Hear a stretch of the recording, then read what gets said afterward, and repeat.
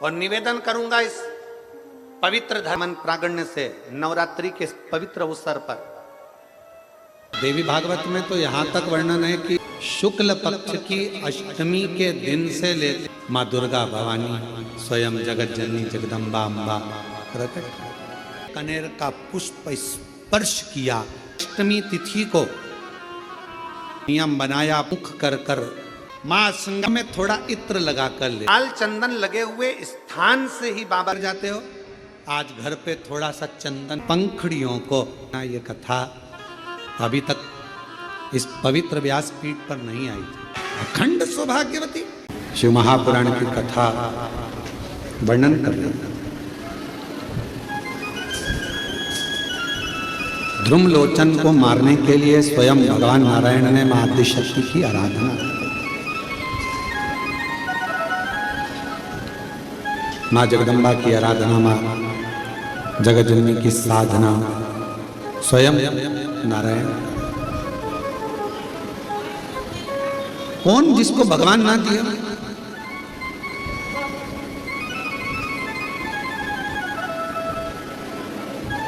एक कथा आती है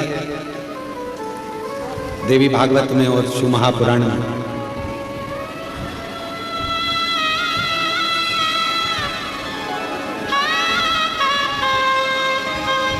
हिमालय राज्य की धर्म पत्नी मैना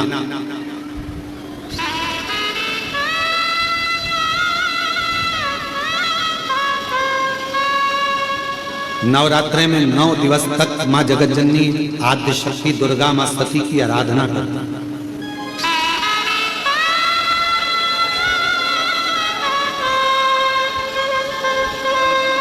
कहते हैं प्रथम ज्योति का जो वर्णन किया गया है वो मीनावती के, मां मीनावती ने जो भगवान मां आद्य शक्ति मां सती मां जगत जननी जगदम्बा दुर्गा भवानी की जो आराधना करी, भीतर की ज्योति प्रकट कर रही है, अंदर कर।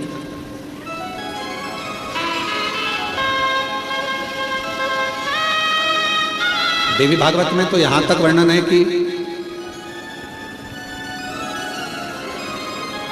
शुक्ल पक्ष की अष्टमी के दिन से लेकर पूरे वर्ष तक मैनावती ने मां आदि शक्ति दुर्गा भवानी मां सती की आराधना करी। शुक्ल पक्ष की अष्टमी तक पूरे वर्ष।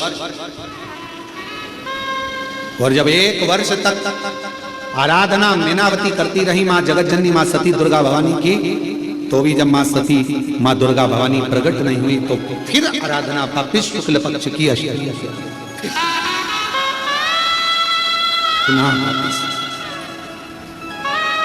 फिर मां सती मां दुर्गा भवानी स्वयं जगत जननी जगदम्बा अम्बा प्रकट।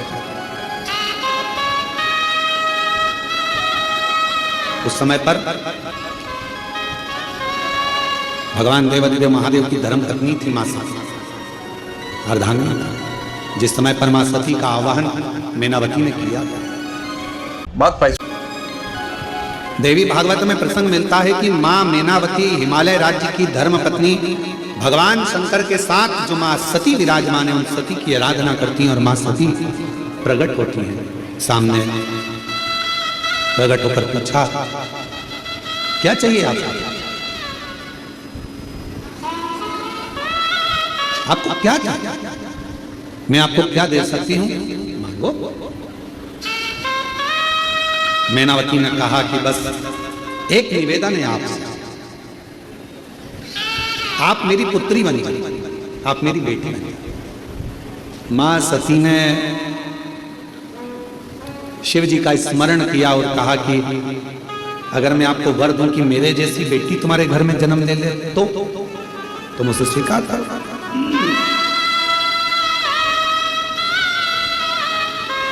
मान लो मेरे जैसी बेटी आपके घर में जन्म ले तो मैं वर दे दूं? नहीं।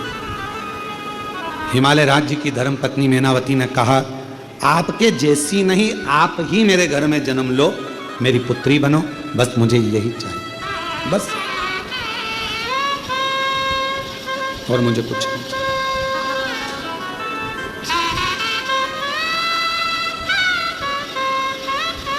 वो कहते ना भगवान देवादिदेव महादेव के पास में, भगवान शंकर के पास में और भगवान शिव जी के पास में जाकर मां सती बैठ गई। आज ओघड़दानी का श्रृंगार मां सती कर रही और श्रृंगार मां सती सुंदर कनेर के पुष्प माता सती ने उठाए हैं और सुंदर कनेर के पुष्पों से मां सती आज बाबा का जटा का श्रृंगार कर रही है, सुंदर चंद्र का श्रृंगार कर रही है, कर्ण का श्रृंगार कर रही हैं, गले का श्रृंगार कर रही हैं। श्रृंगार करते करते जब बाबा के हृदय स्थल पर एक कनेर का पुष्प स्पर्श किया तब शिव जी का नेत्र खुल गया। शिव का एक कनेर का पुष्प जब हृदय को स्पर्श किया नेत्र खुले।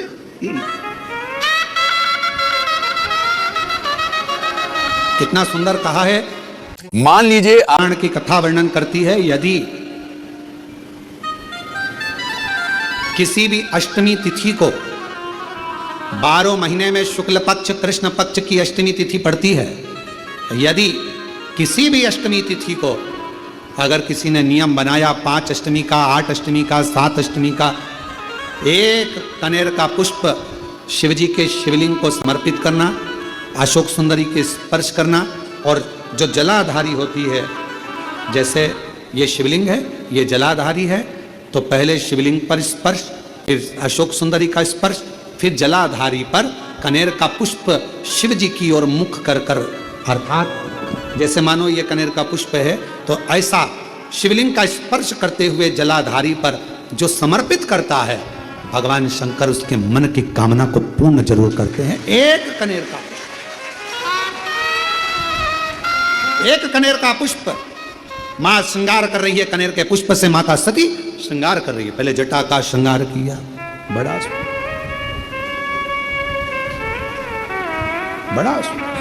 और टेढ़ा सा चंद्र सिर पर रखा है किस अदा से, टेढ़ा सा चंद्र सिर पर रखा है किस अदा से, करुणा बरस रही है, करुणा भरी निगाह से, करुणा बरस रही है, करुणा भरी निगाह से। भगवान शंकर के हृदय जितने भी शिव भक्त कथा को सुन रहे हैं आस्था चैनल पर, फेसबुक, यूट्यूब पर, आपसे आज एक निवेदन करते हैं, करके देखिएगा। रोज मंदिर जाते हो, रोज जल चढ़ाते हो, रोज झाड़ू पोछा भी लगाते हो, रोज तुम कुछ ना कुछ जो रोज करते हो ना, रोज प्रतिदिन जो करते हो, कभी कभी हफ्ते में, महीने में एक बार थोड़ा सा बदल कर देखो। थोड़ा सा रोज झाड़ू लगाते हो, पोछा लगाते हो, आज बाबा का थोड़ा श्रृंगार करो। रोज फूल लेकर जाते हो, बेलपत्र लेकर जाते हो, आज घर पे थोड़ा सा चंदन घिसो, थोड़ा चंदन। किसके लिए घिस रही हो? जम के बोलो जरा, अपने भोले बाबा। थोड़ा चंदन घिसो, वो नहीं, डब्बी मिलती है बाजार में, लोग आगे अष्टगंध कोई चंदन समझ लेते हैं, और थोड़ा सा पानी में घोला और श्रृंगार करके पोत के बाबा को लगाकर आ गए। ना ना ना ना, ऐसा नहीं। थोड़ा 2 बूंद पानी डालकर थोड़ा सा फिर चंदन को धीरे धीरे घिस रहे हो।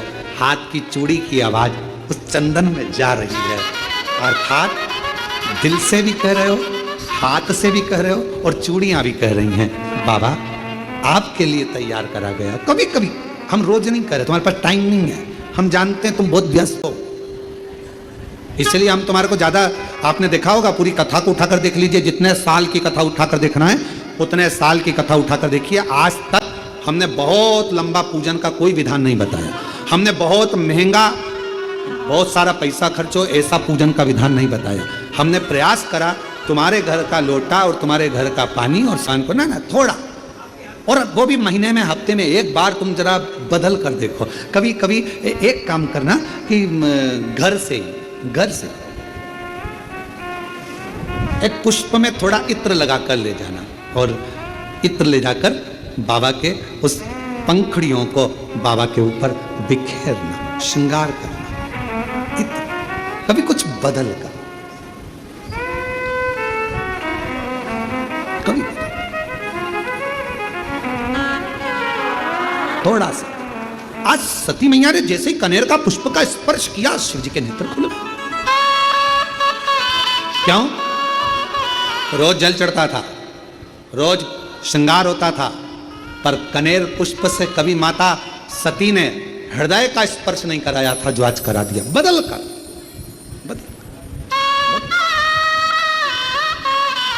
शिव जी के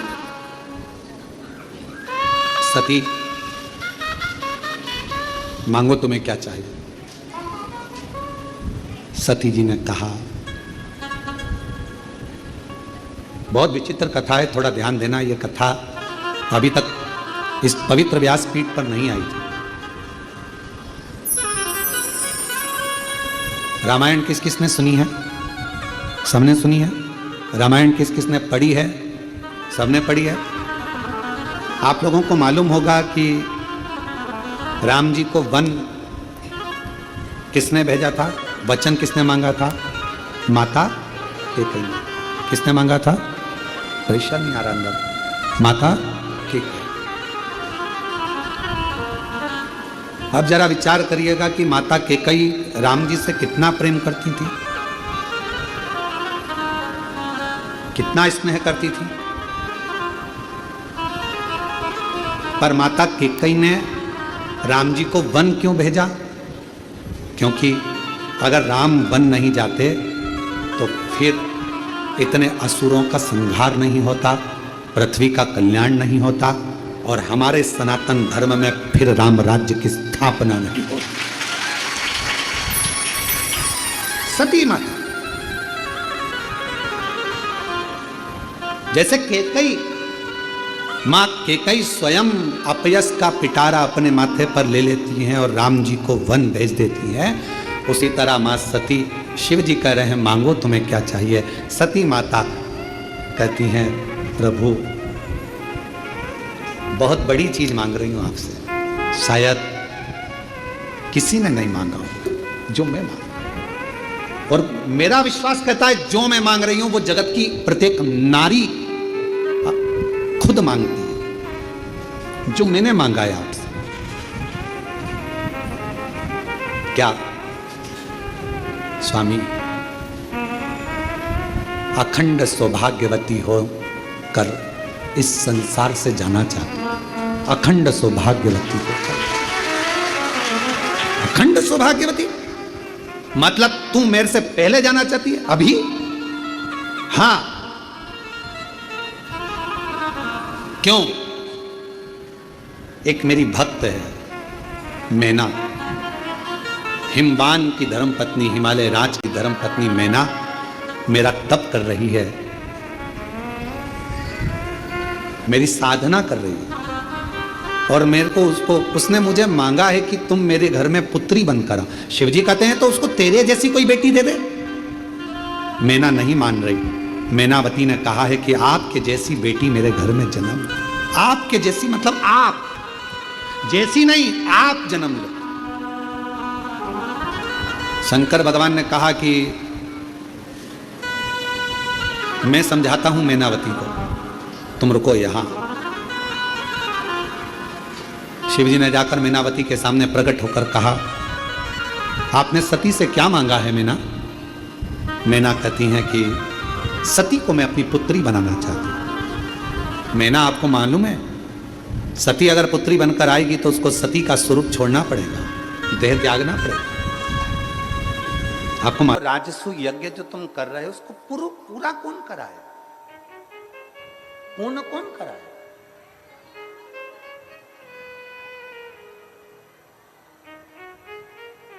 इसको पूर्ण कराएगा तो कराए कौन? युधिष्ठिर ने हाथ जोड़कर भगवान द्वारकानाथ से पूछा कि आप बताइए कि इस राजसु यज्ञ को पूर्ण कौन करे? राजसु।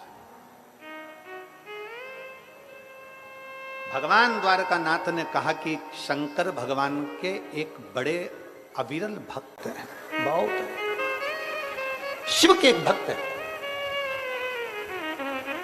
जिनका नाम पुरुष मृगा है, जिनका नाम पुरुष मृगा।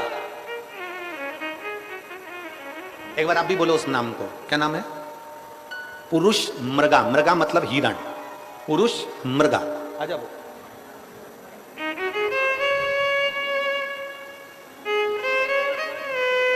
निवेदन करूंगा इस पवित्र धरा पर, नवरात्रि के पवित्र अवसर पर,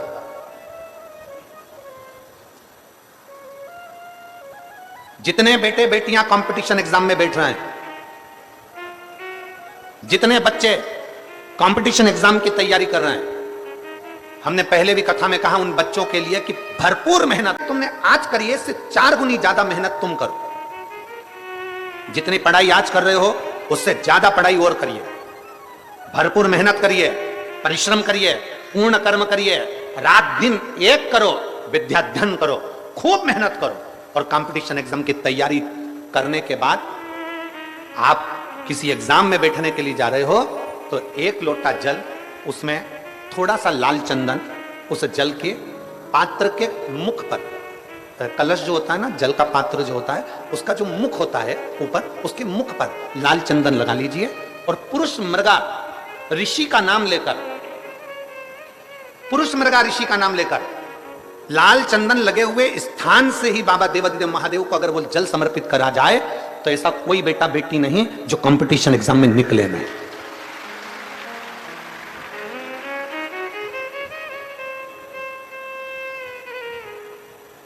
महाभारत की कथा कहती है, शिव महापुराण की कथा कहती है, भगवान द्वारकानाथ ने युधिष्ठिर से कह दिया कि इस राजसु यज्ञ को करने के लिए ऋषि पुरुष मृगा का होना जरूरी है। तो कहिए ऋषि पुरुष मृगा मिलेंगे कहां? इनकी कोई झोपड़ी है, इनकी कोई कुटिया है, इनका कोई स्थान है, इनका कोई नगर है, इनकी कोई स्थान नियुक्त है जहां जाकर इनको निमंत्रण दिया जाए और इनको बुलाया जाए और किया जाए? तो कह दिया भगवान द्वारकानाथ ने, हम भी नहीं जानते कि शंकर के भक्त ऋषि पुरुष मृगा कहां रहते हैं, बस इतना मालूम है कि वो शिव के भक्त हैं। एक बार अगर ऋषि पुरुष मृगा का दर्शन ही हो जाए तो जीवन सिद्ध हो जाए, जीवन सिद्ध। भारत की भूमि के ये वो ऋषि थे जिनका मुख पुरुष की तरह था, जिनकी आधा धड़, छाती तक का शरीर, वक्षस्थल तक का शरीर पुरुष का था और वक्षस्थल से नीचे का बाकी का शरीर मृग का था। हिरण का शरीर था आधा, आधा शरीर तो पुरुष का था और आधा शरीर हिरण का था। ऐसे ऋषि पुरुष मृगा थे, पुरुष मृगा। भगवान द्वारकानाथ ने कहा हम नहीं जानते कि ये पुरुष मृगा कहां मिलेंगे, परंतु एक बात है, इनको लेने के लिए भीम को भेज दिया जाए। भीम जा,